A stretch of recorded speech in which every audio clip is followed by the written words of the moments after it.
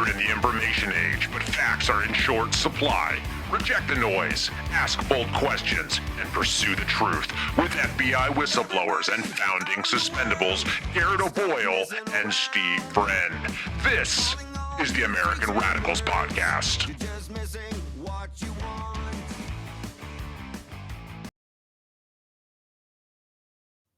It is the American Radicals Podcast on a Saturday, 10:30 here, rumble.com/amradpod is where you find us. Tuesday, Thursday, Saturday, 10:30 Eastern time is the normal slot that we are in. It's a brand new month. Welcome to February, guys. Excited to have you along with us.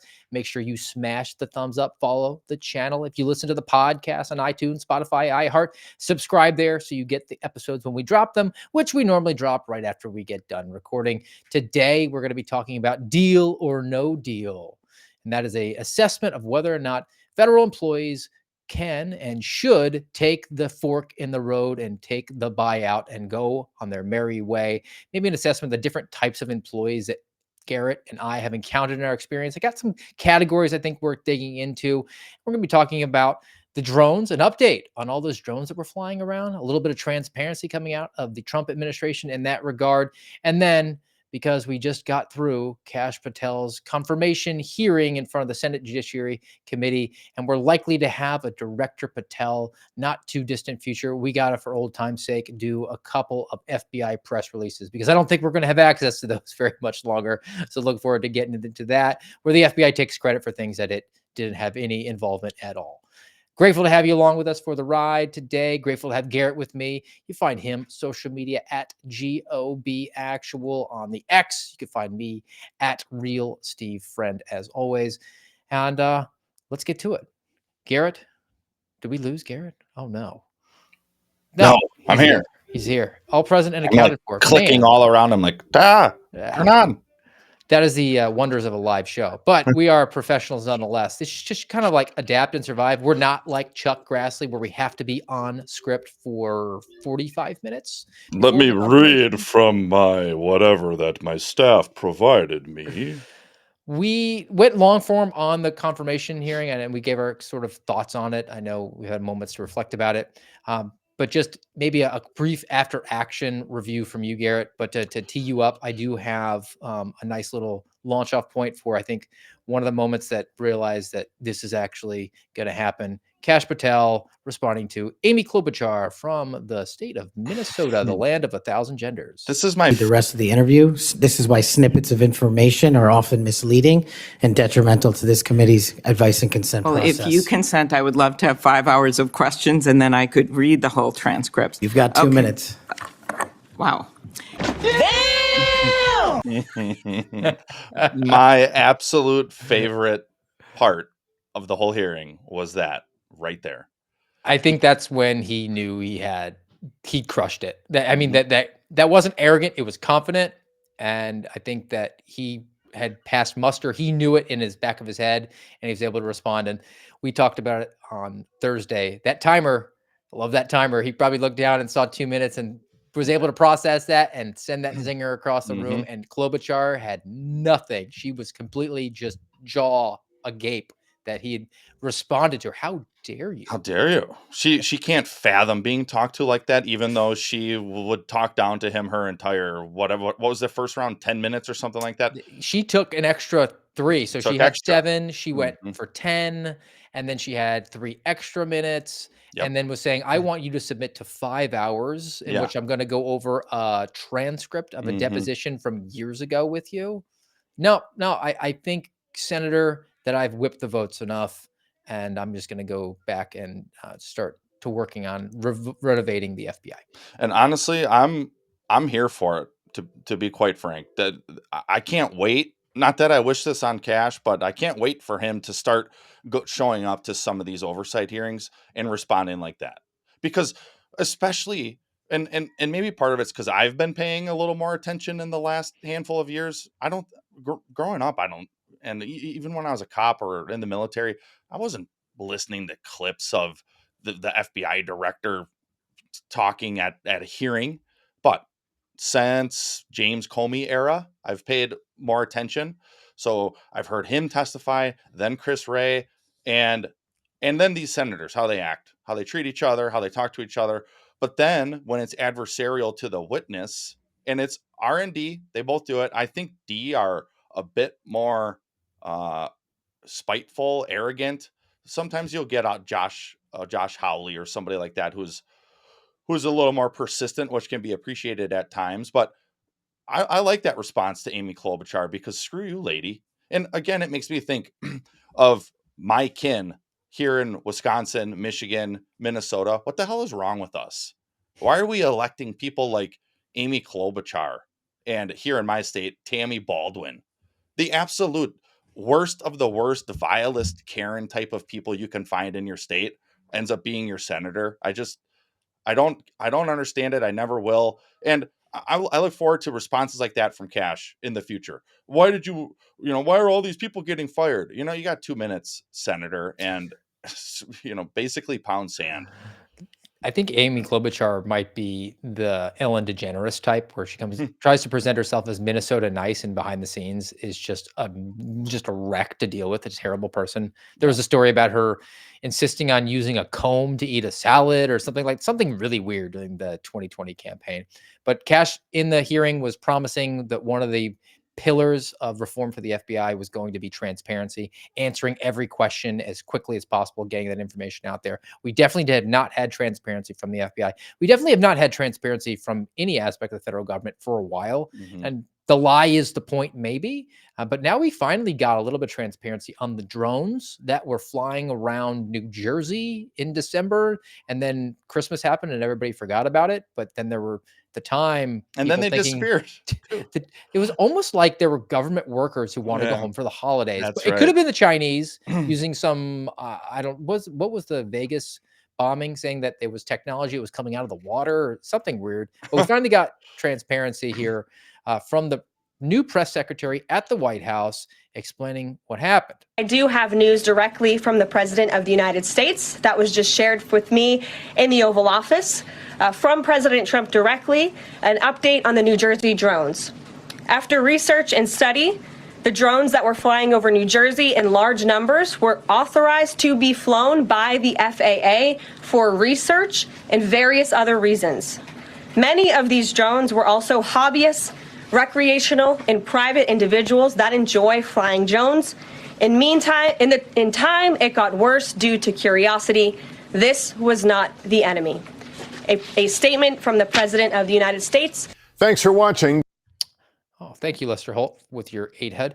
All right, look, the research. What were you researching?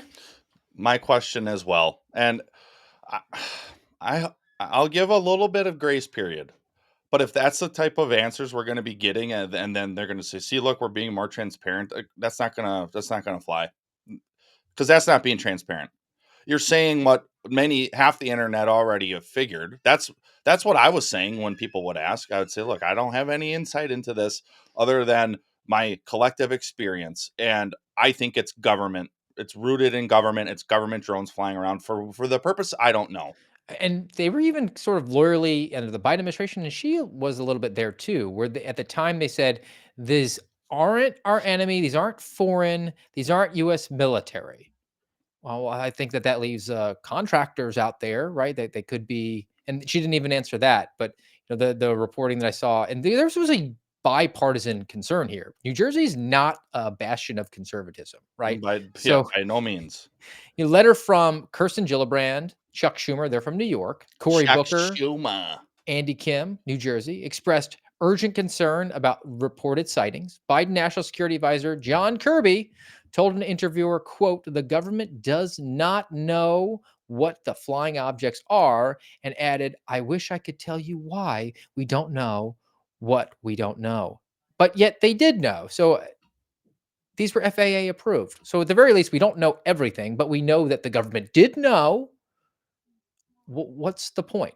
And now that gets you to the point of, what were they researching? Were they researching how people freak out when they see things flying over their head? Maybe. Was the lie out there? Was this story out there to distract you from paying attention to maybe some last minute pardons or trying to flood the borders one final time over at DHS? Or is it just the most perverse thing? I think probably the most likely thing, maybe a combination of distraction and the most perverse thing. And that is the lie is the point. They are the 8-year-old with the magnifying glass on the anthill who just tells the lies that they don't need to say. That's what eventually happens to people who are liars or just habitual liars. They lie about things that are unnecessary to gain an advantage. It Yes. just becomes second nature. Their whole life is a web of lies, and they live for the lie. And it's that weird narcissistic hubris. What I mean, think of that. Well, of course, the narcissistic hubris, that's the top echelons of government, but um what I would think though is if it was a distraction from the previous administration, wouldn't Trump's administration say this is what they were trying to hide from you, or that's why I'm kind of like, I don't appreciate the caginess of it. Okay, you're coming out and you're saying, oh, we're telling you about the drones, but you're not really telling us. You're not really telling us anything of substance. And two, like you mentioned with the language, the lawyerly type of language, was this some type of new drone with some type of new tech that nobody knows about, and Northrop Grumman or whoever needed to run some tests, and so then you could say, well, it wasn't military. Which I think of that because when I was a young private in the Army, me and a couple other guys got sent to a place called Fort Greely, Alaska, which was even worse conditions than where I was in Fort Wainwright. But we went out there for a week or two to do some of that very type of testing on some new technology that was being worked on. So if somebody, and it wasn't aerial or anything like that, and then the technology, I remember by the time I was in Afghanistan, it had been fielded, and I was like, oh, that was that thing we were testing. And it's like a optical night vision optical device that had whatever. It doesn't matter what it was. Who cares? But it. So then, could you say, oh, what were they? They were testing out in the mountains, or there was some activity in the mountains. But don't worry, it wasn't military because it's just testing. I don't know. And I would think if it wasn't, I don't know. It could be like you said, the point is the lie, or the lie is the point. But I wonder if once the Trump admin took over and they found out what it was, and it's something classified, it is something that would be more cause of concern. Like there's that theory, and I think this is the one friend of the show, George Hill, uh, clung to the most, was that they were doing some type of scanning for nuclear material, and so that would freak people out more than the drones. So are they just saying, hey, look, the drones, the drones were the drones. There were some government drones, there were some hobbyist drones. Don't worry about it. Nothing to see here. Were you researching the drones or were you researching the response to the drones? That wasn't clarified. So we have partial transparency. I suppose it's a little bit of progress in that regard. Now let's talk about something that we've seen a little bit more progress on, and that's with the pushback against illegal aliens. There have been the big operations that have been going down from Department of Homeland Security. Certainly not in the numbers that are necessary. I mean, I think they'd have to remove between 8 and 10,000 illegal aliens a day to get back to where we were pre-Biden. And that's the level. And we're nowhere close to that. But it is hopefully a snowball effect. They're going to get some momentum, and then maybe you'll have some self-deportations, wherever it stands. It might aid and assist this effort if states took actions like Mississippi has done and is actually deputizing their populace to assist with this, with their bounty hunters. Oh, This I like it. a bill that would create bounty hunter program to hunt undocumented migrants, according to the Clarion Ledger. Thank you very much, illegal aliens. Look, House Bill 1484 would create the Mississippi Illegal Alien Certified Bounty Hunter Program. Thank you, Mississippi, for your language of your bill. Yes, I like it. Cost of living is low there. Maybe that's where. Can I be the SAC of I don't know. Is there even an office in Mississippi? Jackson. Ah, Jackson. Yes. They have Indian country there. I told the story before. I wanted to go to the Meridian office, which was a one-man RA Oh, that had Indian country. I like it. Anyway, the proposed legislation would offer $1,000 reward to registered bounty hunters for each successful deportation that they help to facilitate. They would also define a crime of trespass by an illegal alien as a felony for which the authorized term of imprisonment is life. So life imprisonment if you if you committed a criminal trespass, which is normally a misdemeanor, but the logic being that they're waiting on the federal government to come and get you. So they would hold you indefinitely. All right, That's what Steve. they're doing. I think I figured it out. Finally, after 29 months, we are going to incorporate the suspendables. Bounty And hunters. Yes. and yeah, we're moving to Mississippi. And $1,000 a head, sign me up. Let's go. I don't know what the illegal alien population is, but Good I would point. have to presume that if Garrett was chasing after some of them, word would get out and it would dry up really fast. Yes. So good decisions by some states, and then some got to be followed up by really poor and nonsensical decisions by other ones who submit to religious worship the at the altar of Gaia, and the sun monster. Mm, And that this comes reporting from the High Wire about states that are trying to make more solar farms. look So at states that. are destroying Oh, forests and killing wildlife to build solar farms. So theoretically, these pagans want to preserve the earth just for the earth, not for man to have yeah, dominion over, right? And dude. they've played this game where carbon is bad. From what I understand from basic grammar school biology, is that trees ingest carbon, right? And then they put out oxygen. That's how the way the system works. It's almost like a creator established this. But naturally, if you are a pagan, you're a cultist, and you're anti-human, you don't come to that conclusion. That's very easy to get to, even if you have a fourth or fifth grade level of understanding of science. So, from the Highwire, Michigan's Department of Natural Resources plans to clear 420 acres of forested land and expand privately owned solar farm. Oh, it's privately owned. So, the state is going to do it and hand it off to private. I bet you there might be some money changing hands. Over 5,000 acres of forest have been cleared in Massachusetts, another bastion of leftism, for solar farms. Virginia, 2021 study found that most solar panels in the state end up in forests and on farmland. Now, nationwide, 5,000 solar farms in the country produce 3% of our electricity. Oh So man. we're cutting down the trees so we can save the earth with solar panels that give us 3% of the energy that we use. I do not like this one bit. If you weren't watching, there was a picture of one of these solar farms, and I don't think I'm alone in this. It hurts my soul because it just looks like something out of a dystopian science fiction movie where you got, I don't know, drones flying over looking for the runaway person who didn't want to get the chip implanted into their neck or something. And oh, we're flying over the solar farm into the little bit of woods that are left, and we're gonna get them because it. And also, that being said, I even get the dichotomy of, okay, we gotta figure out different alternative sources of energy. Is this the best way? When we used to drive from Kansas back here to Wisconsin, we would drive through miles and miles of the giant Turbines. windmill farms, and I remember then thinking, like, again, like, dude, this is not. This is not. It seems to me to be a natural response to man's ingenuity, which, like all things, is a double edged sword. Do you really want to destroy beautiful open land, as is the case with the big windmills, and now in this case with the solar turbines? You're going to destroy the forests that you've been complaining about uh, not thriving enough, so you can create solar power.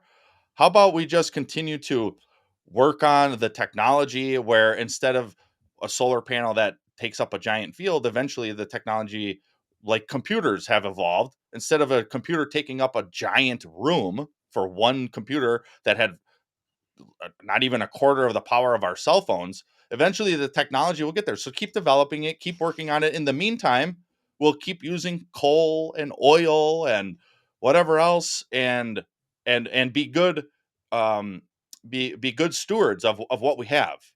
And also, look, we, as a species, we have been given dominion over the earth. That doesn't mean be wasteful. It doesn't mean be prideful or boastful in how you use it. It means be smart in how you use it. And miraculously, after, especially with the Gaia cultists and the government cultists who say the earth is billions of years old, well, miraculously, we still have these natural resources. So I, I don't think it's inappropriate to continue to use them, not in an effort to try to dry them up, but in an effort to be a good steward while other technologies develop. I think you're doing a good faith assessment of their mistaken logic. They know. They know that cutting down trees, if theoretically they buy into the science where carbon is bad for the earth and not good for the trees, that doesn't make any sense. It's paradoxical, right? This is all about using power to punish your enemies, reward your friend. This is Hmm. financial entirely. This is where we have power in government. We have our hands in the pie of Department of Natural Resources. So we can just expedite these processes because we don't believe this stuff. We're just using it as a wedge issue. The activists out in the street, the street communists, some of them do. They're idiots. They go out and protest. But the elite communists that are in power in the DNR or are owning these solar panel farms, they're just using those street activists to get what they want. And that's, we're going to expedite a process where we can clear cut this area and then put down these panels, which are not useful, but they're very lucrative. And that's what we'll do. And the only way also that you can, especially with wind, that you can survive and be profitable is with government funds. So it's not profitable. It's like the WNBA. Without subsidies from the NBA, they are not They functional. They're won't chapter exist. 11. The same Yeah. thing goes for anything that is green energy at this point. They rely entirely, almost entirely, on subsidies from the federal government, meaning you and me, taxpayers who don't like it, but we don't have a say in it because it's one big party and we ain't in it. Right. And let's talk about something that we definitely ain't in, thankfully. And I think I now breathe a sigh of relief at 6 o'clock in the morning that I don't have to be concerned that a banging on the door. But because for the last 4 years, I was concerned if I was going to have to make this decision, which so many are going to have to undo the decision. What the heck is Steve Friend talking about? And that is transgender inmates panic as Donald Trump executive order sends them packing to men's prisons. I said, if they put me day one, I'm claiming I'm a woman, right? Okay. Now, look, hundreds of transgender federal prisoners, that hundreds, Garrett. What are the odds, right? Yeah. Hundreds of federal prisoners. They're living in fear after a roundup. They're fearing that this fake roundup that will send them packing to men's lockups following an executive order from President Trump. Now, lawyers are desperately trying to find a way to fight the order, saying the prisoners will have, quote, a target on their backs as they move in with the hardened male inmates. Why? Why would they have targets on their backs specifically? This is where the numbers game, and I'm a numbers guy. So I saw this and then did my own evaluation of it, Garrett, to show you what yet another canard this is, like the green energy. All right. The Bureau of Prisons estimates that there are 1,500 trans female inmates. Those are males, by the way, everybody. Dudes who feel pretty. 750 trans males in federal prison systems. So 750 women put themselves in men lockup. Good luck. Yeah. Ooh. But let's talk about the dudes who feel pretty. How many female federal prisoners are there? Probably less than 100,000. 10,000. Whoa, way less than 100. That's okay. I mean, 15% of every female locked up is a dude. yes. What do you? The most vulnerable amongst us, right? Yeah. It's just such a low percentage. I want to know how many of them have had the chop. chop, because I'm guessing most of them didn't, and they thought, you know what, this is a great idea. I'm gonna go into the female prison, and hey, I'm a female. You Oh, got a harem now. yeah, I'm a lesbian female at that too. But hey, I got the male parts, and they still work. I mean, I wasn't even thinking about, hooking up with female inmates. I think that'd be kind of gross. I Oh, was just thinking about not having a target on my back because let's be honest, this complexion, look, it would not go well for me. It might change though, Steve, because you probably wouldn't be in Florida. They'd stick you in like North Dakota or somewhere. Man, that's why we need to put Garrett O'Boyle in charge of the Bureau of Prisons. Oh, hey, sign me up. You know what I think too? Again, I don't know. Maybe maybe the ice cube or the iceberg that my heart has become in the last 2 years is melting a little bit, because again, I'm trying to have a good faith assessment here. Hey, guess what? You especially because the law of the land again, which it's crazy that this is even a thing, but Donald Trump in one of his first days said, "Hey, it's male and female. That's all we recognize in this nation," which is From accurate. conception. Yeah, from conception, no less. So you're not a transgender because that doesn't exist. So we can't leave you in the woman's prison. So you're going back to the men's prison where you belong because you're a man, regardless of what your mental illness tells you, or your lie, just so you can get some stinky female inmate coochie. But too far. But Family friendly show with a yeah, biblical sorry. worldview. Yeah, it's a weekend. It's a weekend, and I'm a sinner, I admit. But dang it, now I lost. Oh, but okay, fine. You're back in the male prison, but we'll keep you all in the same cell block. We'll keep you all in the same pod or whatever. So we got a dedicated tranny pod, and yeah, you're all men. And if you want to be freaks with each other, well, that's going to happen anyways. But there, now you're segregated at least. I don't know. It seems to me like that would be a fine compromise or compromise enough. That's always been the compromise for the bathrooms for me. Well, why don't we just have separate bathrooms? Why should I have to, take a leak next to a guy at a urinal? I should have my own. Yeah. This is my movement. No more falling back and springing forward, daylight savings time madness. We're going to move Halloween to the final Saturday of October, so it's not an evil pagan holiday, and Garrett can take his girls out to just get some Gets- candy. We can have the Super Bowl be on Saturdays, and now separate bathrooms for everyone. Vote for friend. you know what might be an ultimate troll? Because did you see how Trump rescinded what MLK Day? He didn't, but the Oh yeah. people who were Oh, under him were doing the malicious compliance thing where they're saying, well, you said no DEI, so we're not going to be celebrating the Tuskegee Airmen or Martin Luther King anymore.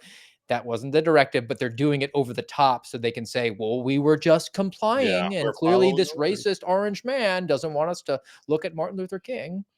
I'm not saying necessarily to get rid of those holidays, or because I think when we were in the FBI is when they started recognizing Juneteenth as a federal holiday. Which, okay, fine.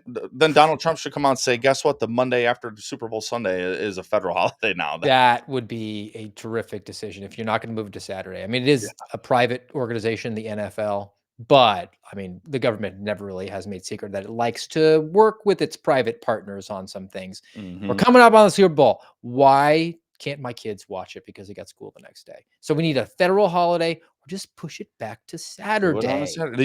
You already give the teams 2 weeks off in between the AFC and NFC Championship and the Super Bowl. What's one less day? They're getting the same amount of rest pretty much.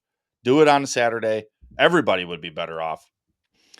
Well, 2 weeks was the notice that the federal employees got. And that's sort of the motivation for today's show title, Deal or No Deal. Was never really a big fan of that show. It's just um, present value, future value assessment. They tried to make it a game show, and people like to watch it mostly because the beautiful women that had the suitcases. Oh, I like But Howie Mandel's crisp bald head. and Howie Mandel, who told RFK that ivermectin didn't work. Anyway, the Trump administration now put out the fork. That was, I think, what they labeled it, the email, where they gave federal employees an opportunity very nicely. And they said to them, look, you have a decision to make. If you have to make it by February 6th, roughly 2 weeks to make the decision, you can resign from your position, assess whether or not you are an essential person, resign, and you will be paid out full pay, full benefits through the end of the fiscal year, September 30th. Basically 7 months that we're going to pay you. Or you could opt in, and we're going to have new standards. Merit's going to be first. We're not going to be taking long walks together and doing chair yoga anymore over at the Human Resources branch of the FBI. We're going to be renewed, focused on the mission at hand. And we're also going to assess whether or not your position is essential. And even if you're all in for the new pillars of what we're pushing forward, you just might not have a place to work here. And then you're going to miss out on those benefits. So there was the decision that they were put for. I was kind of concerned about it at first because on first reading it, I thought, the slugs, they're going to stick. they're going to stick, and the communists for sure will bury themselves in the bureaucracy because they do not give up a fight. And you're going to lose some good people. Some good people, they're going to say, look, I'm tired of looking over my shoulder, but you'll wind up saving some money. So maybe there's some good and bad, sort of a mixed bag. And then it got me thinking of the different types of people. But before we get to that, Gary, what was your read on this offer? And have you heard from your circles of people who are taking it, not taking it? I've not heard of anybody taking it. I've heard of a lot of leeriness, and as people probably already assume, this is coming from FBI employees. So those are pretty much the only federal employees I know, and they're saying that the Marxist types in the ranks are think that it's a trap. They think that if you respond to the OPM email, that they're doing that to target you, and that this isn't actually a real deal, and that if you respond and say, yeah, I'm going to take the deal, then they're just going to fire you. I don't think that would be a viable method from a legal standpoint for federal employees. But that's what the Marxists are thinking, or at least some of them. And then others are happy about it. They're gleeful about it because they're probably the hard worker in their office, and they see it and they say, yeah, there's so many slugs around here. I hope they take it. And even if they don't, maybe the next step will be like submissions that you can make on behalf of people, or the next OPM track to cut the workforce will be, all right, now you got to do assessments of all of those people you work with, and the bottom 15% are getting cut. So, which I think that would be another viable method too, because one of the biggest expenditure is salary. That's and this administration has been very clear during the campaign that they're going to cut spending. I just saw a tweet, I don't know, maybe 2 days ago from Elon about Doge, and how he was talking about some equation about right now the government is spending like $2 trillion a day, or 2 billion, I forget. And he said their goal is to cut it in half and spend 1 billion less per day. And that's just the start, because it's still not viable to keep spending that much. So I mean, yeah, this is, if you want to reap a harvest in the future, we're going to have some thin times ahead. And part of me says good riddance. So I've been a small government guy my entire life, or at least as long as I've been able to make a coherent thought about what government is or should and wouldn't be or can't be. And my whole life, it's been this road of marching towards peril, because the government just keeps getting bigger. So yeah, are some people going to struggle? Maybe. Are many of the people who should not be in federal service, are they going to be gone? I hope so, but I guess we'll see. I think the recent decisions that we saw too, after Kash Patel testified on Thursday to the Senate Judiciary hearing, where it actually happened mid testimony, from what I understand, and I've been told this by some people on the inside, they basically gave Kash Patel a few hours under the spotlights on the X to see how he handled himself, if he went and flipped the tables over and was out of hand, or was he like he was going to be super professional. And they just didn't lay a glove on him. And then once the Republicans on the committee started to say, you have my full support, the votes are whipped, which is why Kash Patel said, you got 2 minutes, Amy Klobuchar. But while that was going on, that's when Order 66, they said, execute. That's the Emperor from Star Yeah, Wars, movie yeah. reference of the day. And in my mind, I know that the timing doesn't work out, but for the lore, Garrett, when Kash Patel said, you have 2 minutes, that's when the Emperor said, execute Order 66, which I think is also a big shot across the bow for the fork. So what am I talking about? What is Order 66? Senior FBI leaders ordered to retire, resign, or be fired by Monday. Dun, While this dun, was going on dun. in the hearing, the FBI walked out a whole bunch of senior executive service people who were running field offices, like Jeffrey Veltri running the Miami field office, Spencer Evans running the Las Vegas field office. They went in and said, grab your stuff, you're gone. And these are fundamentally evil people who have ascended the ranks of the FBI, and they are no more. And this includes executive assistant director, which is the fourth highest. So you have director, deputy director, associate deputy director. Those are the 1, 2, 3. Then you have 6 executive assistant directors in the FBI. So it's a straight line down to that position of EAD. There are 6 separate branches. So pretty high up. Those are the catbird seats to become eventually potentially associate or, in fact, deputy director of the FBI. And then if a director leaves for a brief time, you can be the boss and get your picture on the wall. They all got the axe as well. And maybe this could be a strategic move to, one, clean out all the rot or a lot of the rot within the senior executive ranks to sort of clear the land for Kash Patel to become director and not have those people immediately speaking worm tongue into his ear, trying to bubble wrap him, and also getting people within the FBI to reassess whether or not, they got rid of the fourth highest ranking person. They're not essential. Maybe I should reassess whether or not my position as a, I don't know, support employee is going to be here. Maybe I'll take the fork, which I think is probably going to be a good thing to just trim the fat, we'll say. Mm-hmm. They got less than a week to decide what they're going to do. And honestly, with seeing these executives getting walked out, I kind of was like, dang, they're actually doing it. I didn't think there would be the political will to do it. I didn't know if there would be a true mechanism of availability to actually do it.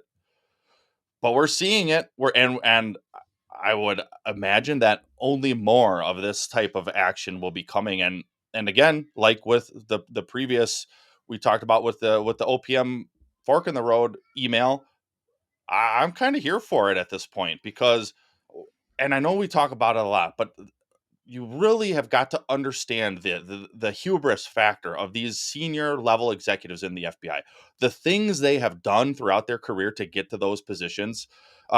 It's an open secret in the FBI that if you want to promote, and once you start promoting, you got to show the people above you that you have the ability to get some scalps.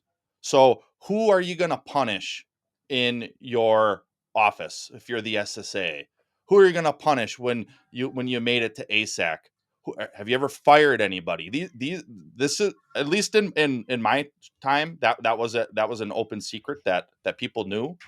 And they I guess you didn't have what we would call direct evidence, but you had plenty of circumstantial evidence that this was the case. 100%. And it it just, then they rise and they climb together and they meet a cohort of people like them, but then they even go for each other's throats. And so when you really funnel towards the top, where the Spencer Evans are, where the Jeff Veltries are, which, just briefly about those two guys, Spencer Evans was one of the primary people in a position of power. He was back at headquarters. He was not the SAC of Las Vegas at the time, but during the peak, where it always ties back to COVID, he was at HRD, and he was one of the main proponents of getting rid of people like us because we had a religious reason or some other.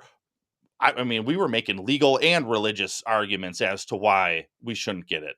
He was one of the main proponents of putting us on a list, which they did. There was a database of the 3,000 or so FBI employees who said, this is my hill. And he promoted again out of that. And so I have no love lost for a guy like him. Jeffrey Veltri, before he was Miami's SAC, where was he? He was at SecD. He was at the security division in the FBI. And what was happening at that time? He was directly involved in retaliation against who? Well, me and Steve and Marcus and Kyle and probably other people that we know too. He was at the helm when the so-called Trump questionnaire came out, which we know of 3 people because Steve was one of them. We know of 2 others who had a very similar, they weren't exactly the same as Christopher Wray testified to, which would be what? Oh, perjury, because he lied, because they were different. He said there was one example, not true. And Jeffrey Veltri was there, and he was under investigation. This was uncovered by my attorneys recently. So think of that. It's taking years for this information to come out. Jeffrey Veltri was at SecD under investigation for retaliation while he continued to retaliate. And then he still got his promotion. And they said, hey, by the way, before you land at Miami, you got to get rid of your anti-Trump vitriol on your social media posts, which he did. And then he got promoted. I mean, I'm shocked that it's happening, but I'm here for it. What you also have to remember about these people is that they are not particularly capable individuals. They're not leaders. They're not capable agents. They are only capable of promoting within a system that is a construct that has been set up by people like them so that people like them can promote inside that system, and other people who are competent and capable and probably bring something to the table as far as leadership capacity are going to be cut out of that because they're a threat to the system. It's a very specific person. It's a very specific personality type that they vet for and bring into the ranks. And look, they do stab each other in the back because as you get higher and higher up into the pyramid, there's just fewer chairs. It's musical chairs at the end of it all. But it is people who are solely interested in joining a law enforcement agency to not do law enforcement. They want to manage. They want to be either girl bosses, as many cases, or eunuch beta males who feel threatened by the Garrett O'Boyle types who join because they have the mission in mind. And that's where I wanted to take this eventually and get there and see if Garrett had a similar perspective on the types of people. Because when you join an FBI or if you become a public servant, a civic servant, I think it's important to assess the different types of people that do that. Right. And it's not universal, and you need the bodies eventually. I mean, you have to eventually settle for them, but we don't have to settle for all of them. So I sort of broke down into 4 different buckets and see if maybe you had a different perspective. You and I are bucket 1, right? Bucket 1 is when you are in civic service, you're basically paid. Your job is to do favors for people. You have a subject matter expertise. They come to you and say, can you do me the favor and use your subject matter expertise or assets or access to do this favor for me? You're on salary. You're not paid on commission for bringing it in. And you and I in bucket 1 say, yes, and I can't believe I get paid to do this. This is awesome. Yep. I walk into the room and they're like, oh, thank goodness the FBI is here. Hey, can you do this for me? And you're just like, yes, this is the best. My hobby is this. This is all I want to do. I'm so grateful. I am getting away with the greatest scam ever. I can't believe they pay me to do this. This is a regular conversation I had with another agent. We would have this maybe once a month, like on a Friday. It was getting ready to punch out for the weekend. And we would just be there and just, I can't believe we get paid to do this, man. Like, Yep. this is the best kept secret in the world. This is awesome. Right? That's bucket 1. Bucket 2. People who are there just doing a job. I'm a government employee. Nobody ever got fired for doing nothing. If you ask me to do it, I'll do it. But I'm not doing backflips because you asked me to do it. It's not my identity the way that it was for like you and me, and maybe a little different for me because I have the father of sons and would come to the door and have 2 of them charging downstairs because I came in through the basement. And I'd hear like bam, bam, bam, bam, bam, bam, bam. They come down the steps, run to the door, and say, "How many people did you put in jail today?" Oddly enough, my daughters, even though they were younger, the older ones would say, "Did you get any bad guys today?" Did they cry? So that's bucket 2, and I think that's probably a much larger bucket than bucket 1. Now bucket 3, and these are the people that actually go into, I think, management. They're the quid pro quo types. The people that say, my job is to do favors, but what are you going to do for me? Because I'm keeping score here. I have a ledger and you've got some red in ledger. I've got some black in mine. You owe me a favor. And there's an expectation that if they perform their job, which they theoretically are on salary to perform, that later on down the road, you will do a favor for them or they will do a favor for you. And that's the people, that bucket, I think, are the ones that get into management the most. And when you have an occasion where you cross-pollinate buckets, and I can only talk about personal anecdotes, on bucket 1, I had a special agent in charge, definitely bucket 3. And I went to her hat in hand at the end of my tenure of working in the Omaha field office. And I said, look, I have an exit benefit. You know my performance. I would really appreciate it if you could make a phone call to the special agent in charge of this other division to see if he could find me a place to land at this specific resident agency. I have 3 that I'd like to go to. Can he find me a spot in any one of those 3?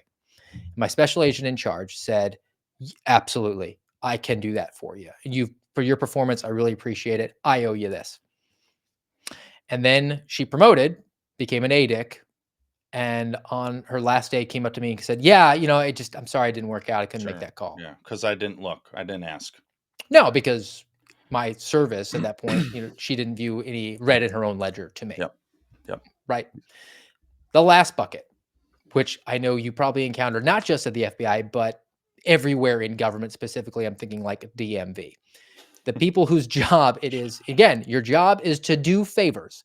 They resent doing favors for anyone. You go to the evidence tech and you're saying, "Hey, can you help me with this? I don't know how to label this." Oh, Mm-hmm. really? Really? Your only job is to get out of that chair and to come and help me with this. And it's just too darn hard. "Hey, can you tell me where the FedEx envelopes are?" Oh, you're in the mailroom. Yes, You're it's in the mail. literally your freaking job to do this. Those are my 4 buckets. Your response, did I miss any? I don't think so. I think it would be like the buckets would be like a Venn diagram to some degree, I think. But overall, this is a proper assessment of government employee. I think of the movie Zootopia. For those of you who have little kids, you probably have seen it. Chief Bogo. And then you got the sloth at the DMV, and it's like, oh yeah, they understand the bucket methodology of the real Steve Friend, and it really is true. And like you, and especially once I kind of figured out the FBI and how it was different than being a cop, because I think I've said here before how in the beginning I was like, I made a grave mistake and misjudgment and error in thinking the FBI was a good idea. I'm talking after initial Quantico training and whatnot. Once I was at the RA in Wichita, I was like, what did I do? But a guy who I later was on SWAT with, who I haven't heard from, of course, in the last 29 plus months, but he was a former state trooper, and so he knew I was a cop, and he talked to me one time. I bet I'd been there maybe 2 months, and he was like, "You just got to remember that it's very different than what we used to do, and and and that's okay, but you got to accept it, and you got to get to this point of I understand that it's different, and this is why I did it. This is why I like it." And that perspective really helped me kind of shift my own, and then I started getting uh pretty active with some cases, and then fast forward a couple years, and then I made it onto SWAT, and that really helped because it kind of scratched that itch of being active, of being more active instead of oftentimes just being at my desk. And I loved it. It was the best job. As much as we dunk on them, which is deserved. I mean, they deserve it. It was the best job I've ever had, no doubt about it. From a self fulfillment standpoint and perspective, and from the things I've been interested in and dedicated my adult life to, it really was great in that way. And then bucket 2 was the vast majority. I think I mean, I see as you were explaining the buckets, I was like, oh yeah, this guy's a bucket 2, this guy's a bucket 2. The vast majority of them are in bucket 2, and and it's that typical indifference that whatever, it's just my job. Or I especially think of one guy who told me, well, if you don't follow orders, I don't think you should work here, and he thought that was acceptable the vaccine. And it's like, and this guy had time in the military, he was still in the reserves or something to that degree. And it's like, oh, you think that just following orders is the way it should go, so you don't have a moral backbone at all. That is frightening. And but that's common, I think, of bucket 2 is they will go wherever the wind shifts because it's just easier, and this is just my job, and I just need my paycheck. And then the bucket 3 types, very similar. The all too common, yeah, I want to promote, I'm seeking to promote, I'll do whatever to promote. And it's the Spencer Evans and Jeff Veltri types. But also the encounters with bucket 4, where it's why government employee, bucket 4 is why government employee has such a bad rap. Whether it's, yeah, somebody at the post office, the DMV, plenty of them in the FBI, and I can think of a few. And funny enough, or oddly enough, Steve, it's those same positions you mentioned, that lead evidence tech person who's running the evidence room, always with a bitch and a gripe and a complaint about how you did it, why you did it this way. And then if you got a question, God forbid you ask. And especially down in an RA, good grief, it was absurd. And then there were others too who it's like your literal job is to give me supplies, and that's all. I just want some paper clips or a thumb drive or whatever. And sorry to inconvenience you, but I'm trying to do my job, and your job is supposed to support my job. And yeah, dude, it's well done with these buckets, my friend. The reference to the RA, the resident agency, the satellite office, is an interesting dynamic, because if you go to the headquarters, the hub cities where they have all the buckets prominently out there, you can see them all, and you see the resentment from the support staff. Where the contrast that, where if you're especially in a lean and mean small office with a couple of people, where everybody's kind of doing all of those responsibilities, not just their own on paper, what is the job and duties and responsibilities, but having to pick up the slack, the administrative and the support work. You're just used to doing it yourself. The fish doesn't know that he's wet, right? And then you go to the headquarters and you see the people say, well, why are you doing that? You just bring it to the support person. You think, wow, that's kind of nice perk. And you go and try, and then have to deal with the, I have to add a stamp now to this envelope. All right. All right. Let's go and talking about deal, no deal, a new deal that has now emerged. And this is a very old case involving an organization called the Center for Medical Progress, a blast from the past, if you will. And if you remember, this was the organization that went out and video recorded Planned Parenthood undercover, saying how they were selling body parts. How dare they? And they were charged with a crime. They've actually been on the X, under the spotlight. State of California has brought charges against them. And now, finally, there was a deal that was struck here. And I don't think it'll ever make them whole, because all they did was expose baby murder and profiteering off of it. But here's from there. The CMP, the Center for Medical Progress, the state of California agrees to end its unprecedented prosecution of CMP's undercover video reporting.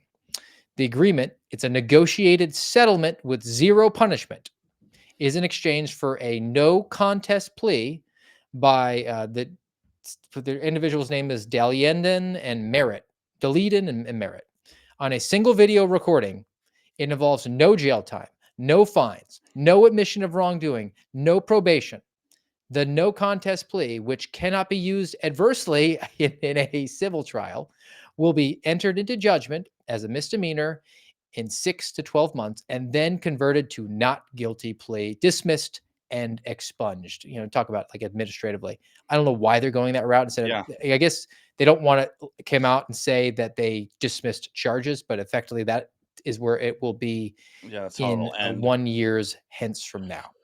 Oddly enough, I'm grateful that it's coming to an end for them and a conclusion. But at the same time, I think these people should be rewarded. I kind of look at this as half justice. They shouldn't have been targeted to begin with.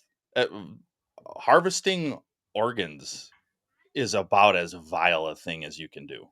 The infanticide is bad enough, but now you're going to go after the people who obtained evidence of this. As an FBI agent, if I had a CHS and I mic'd them up, and I've done that before. I've actually had some devices made at the lab, and they did a freaking bang up job on some of them, and they worked awesome, and they helped gather great evidence, and to include video and audio recording. So if I would give that to you as my CHS, and you would go obtain evidence of this type of vileness, which by the way, and I'm not an expert on it, but I bet you there's some federal statutes that would govern this. Moving body parts across state lines. Right. So from a criminal perspective, but the criminal now is the guys who were doing essentially the CHS work or the undercover work. Exposing it. Right. Exposing this is the crime. And then for years of their life now under threat of further government persecution because of what? Because our government is vile as well, but especially in California. I mean, come on. Which I guess is surprising that basically in Babylon, you're getting a favorable ruling from Nebuchadnezzar, and so maybe I guess consider it a win. I don't know. I kind of teeter and totter back and forth on this one a little bit. All right, let's completely shift gears here. And I saw this one, and I didn't see this represented in major media, or at least not prominently. Elon Musk, richest man on Earth in the history of the Earth, has been nominated for a Nobel Prize. Who did the Nobel nominating here? Nobel Peace Prize, not just like, in rocketry or whatever the different categories that they have, right? Elon Musk, he was nominated by a Slovenian member of the European Parliament. His name is Branko Grims. He nominated Musk for the 25 Nobel Peace Prize. He comes as the member of parliament asks the committee to consider Musk's fight for freedom of speech, which he claims adds to global peace. At the time of this writing, which was, I don't know, like a day or so ago, Garrett, Elon Musk's net worth, not how much he's got like in the Scrooge McDuck tower of cash. His net worth is $413 billion.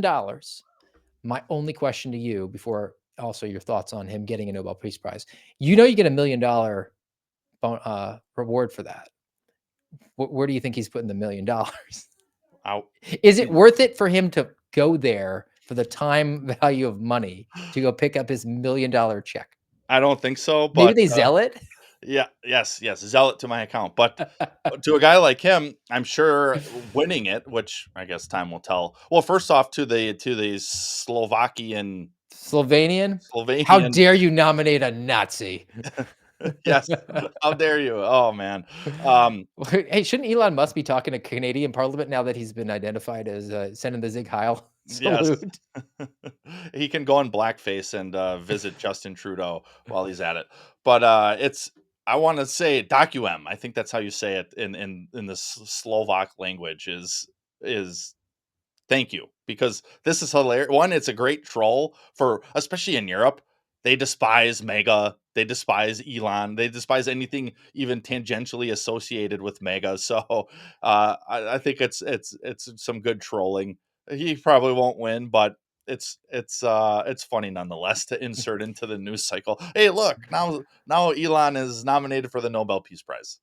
But All right, so we're rounding out the episode, and we would be derelict in our duties unless we did a parting tradition of pulling up. And I'm gonna have to, I don't know, do something new on my social media. I can't be calling out the FBI anymore because I don't think they're gonna be doing this very much anymore. You never know. I mean, maybe they'll have the hubris to continue to do it. What are they doing? Taking credit for local cops' work. We've done an entire episode on this. I found two on the same day within minutes of each other, and they both directly impacted suspendables, one being Kyle Serafin's old stomping grounds, the other one being George Hill's old stomping grounds, and the stories were remarkably similar. So I wanted to go into those, Garrett, because you were a street cop too. I'm sure that you have a healthy appreciation for the real work that goes on there. So first and foremost, Sanford man sentenced to 10 years after officer sees drugs protruding from his shirt pocket. They gave it away in the title. yeah, how about that? All right. According to court records, October 2023. Darn it. They just got into the new fiscal year. That's the problem. If it had been in September, it would have been fantastic. So October 2023, officer from the Sanford Police Department noted a vehicle pulled over on the side of the road. The officer queried the vehicle, learned that the registered owner had a suspended license. Police confirmed that the vehicle owner, his name was Delahunt, was operating the vehicle. While speaking with him on the side of the road, the officer noted a large plastic baggie protruding from his sweatshirt front pocket and appeared to contain narcotics. Delahunt removed the bag, which was found to contain 166 grams of fentanyl. Big pop for a street cop. A further search of Delahunt's person revealed 3 additional grams of fentanyl. Just 2 grams of fentanyl is considered potentially lethal. Delahunt was previously convicted in Maine for unlawful trafficking of scheduled drugs. The FBI, though, secured his sentence of 10 years in prison in January of 2025. None of 3 the fiscal work years on the books. None of the work, all of the credit. Many years later, thanks FBI. I mean, this is one of the things that truly has to be torn asunder or somehow rectified. I'm okay with people trafficking fentanyl to get slapped with a federal charge, but Stanford police could probably go swear at that warrant. yes, That officer, I think, should have his career case, right, for right? sure. And I love this too. I mean, this is just standard cop work. This is he sees the baggie based on his training and experience, sees a little, okay, that looks like drugs. That Yeah, that gives you enough right there for a it's probable not cause really search. worth a DOJ press No, release. no. And so a cop stops a guy, does a probable cause search, then does a probable cause arrest, then goes back to his police station most likely and does a field test or sends a little bit of the drugs off to get tested in a lab, probably both at some point eventually, and literally all the work. And then some FBI agent takes it, probably gets the police report, and for some reason does a little bit of his own quasi investigation over nearly 3 years, and then you got your I mean, this is just apropos at this point. All right, let's go to Las Cruces, New Mexico. Las Cruces. I've been there before, one time The with U.S. Kyle. Attorney's Office, they secured a sentencing. Again, they're sentencing this guy for a man for carjacking and a firearms offense. Hmm. So this happened February 2023. Okay. Officers from Las Cruces Police Department attempted to stop a black Cadillac sedan with no license plate. Vehicle refused to pull over and was later located parked in front of a Rack Room shoe store on East Lowham Avenue. They're just copying and pasting a police report. Officers observed this guy whose name is Sergio Enriquez walking towards the Cadillac. Upon seeing the officers, Enriquez fled on foot. So now we've gone into a foot chase. Shortly thereafter, officers heard on the radio that Enriquez had stolen a vehicle at gunpoint. So he did a carjacking while trying to evade the police. Later that day, the police located the stolen car, which also had the victim's dog in it. And Enriquez was at a residence in Las Cruces. Search of the residence uncovered the gray handgun in the kitchen oven where he'd hid it, the gun that he'd used to jack the car. Additionally, a shotgun was found in the Cadillac from which he was initially fleeing. So now 2 guns. And at the time of the incident, he had been previously convicted of child abuse. So he was a convicted felon in possession of 2 firearms who perpetrated a carjacking. Thank you, FBI, for that. Yes, I guess. I mean, This it's actually just took like some police work, oh, right? for sure. Yeah, definitely did. It wasn't Y- just a tariff stop. No. It was a violent crime. The local Mhm. cops, the investigators there handled it. They probably had the criminal investigative division, the detectives out assisting with it. Mhm. Probably got search warrants, all handled in a day, Yes. all I in a mean, day's work. I think of some of those type of calls that you end up on as a cop, where the detectives are coming out of the station and putting whatever they were working on hold, and everybody's clearing calls as fast as they can because they got to jump on because we need a perimeter. They're that we were in a foot pursuit, vehicle pursuit, whatever, and then eventually you get the guy, or sometimes you don't. Sometimes you don't, and then it goes to a detective, and typically they end up getting them at some point. But you got all this stuff going on, and setting up perimeters, and probably getting a canine, and all, and then at the end of the day, you get your arrest, and it's rewarding from that perspective. But they again here now, literally, they do all of the work again, real police, and then the FBI takes it.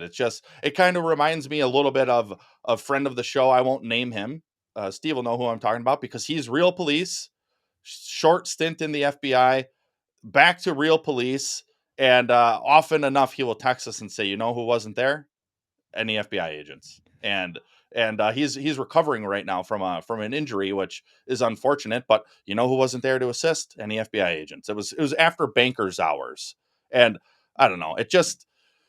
It kind of grieves my soul a little bit to continually see them just taking this credit and, oh, look what the FBI did. No, you didn't. You didn't. And No, because they how wait many? for the danger to be clear. Mhm, You could get hurt down there. Man, you might be put on medical leave, right? mhm. Oh, speaking of that, actually, I've heard from some people too that their offices are resisting the ICE order to assist with ICE. And in part, they're being told, well, because executive management is afraid to send agents out into the street. What does that tell you about the FBI? It tells you that most of them have no business in law enforcement. 100%. They're resisting it. Even if my old stomping grounds, FBI Jacksonville, they said that only applies to big cities. I guess Jacksonville with a population of 1 million Yeah, that's doesn't not big. qualify. All right. Got the palate cleanse. It's a good one that you caught, Garrett, but I want to get your final perspective on the day here on the American Radicals podcast. Yeah, and thinking about this for today, I thought, you know what? I think this is going to touch on a lot of areas, deal or no deal. And quite frankly, it touches on the biggest deal that you may have to make with your life.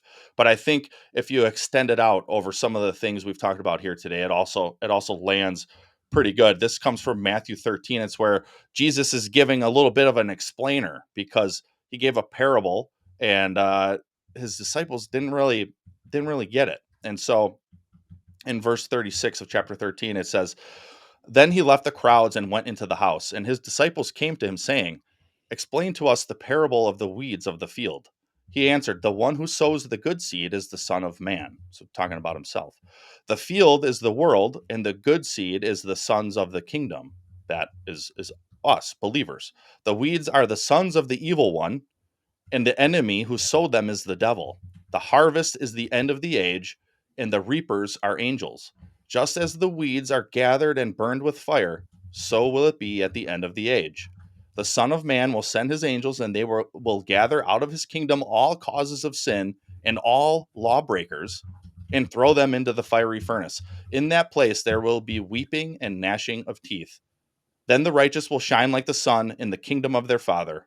He who has ears, let him hear. And I don't know. To me, that's it really hits because it touches on the eternality of our salvation, and but at the same time, there's lots of weeping and gnashing of teeth going on in places like the FBI, and it's because of those lawbreakers, and it's because of those who just have spent their entire career doing whatever they could for their own selfish gain. And I want more of it, to be quite frank. And I think we're going to see more of it. But hopefully that also opens up an avenue for people to do some inner reflection and say, which bucket am I in? And which bucket should I be in? Well, another thing that I want more of are some executive actions, even the comical ones, which is the subject of today's palate cleanse, where AI is just so good. This is what maybe the leftists in the country were fearful we would get, and some of the other ones that enjoy trolling would also enjoy from Donald Trump sitting at the Resolute desk signing some, I don't know, executive orders? Okay, sir, this one says, now that the retards are out of the White House, everyone can say retard again, with pride. Why don't we get that down so they can get them going right now? This one says white people are now allowed to say the N-word once a month, just to really get one out of the chamber. And it must be whispered with a black friend nearby. That's a big one. We're opening up N-word. This is a good one, sir.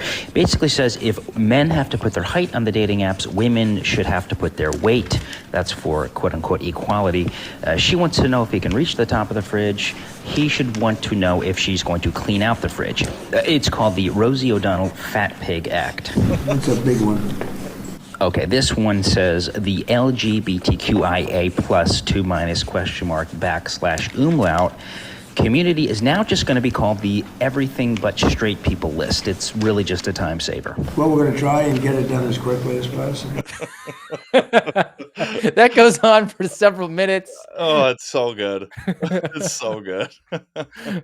We can laugh again, people. It is completely appropriate to laugh, have a sense of humor, and not worry about censorship. Maybe largely because Nobel Peace Prize winning social media owner Elon Musk here. But wherever you are, we hope that you enjoyed the show today. Hope that we enlightened you, gave you some interesting perspectives, and hope to have you back here with us Tuesday next week, 10:30 Eastern Time, Rumble. Until then, guys, hope that you have a fantastic weekend.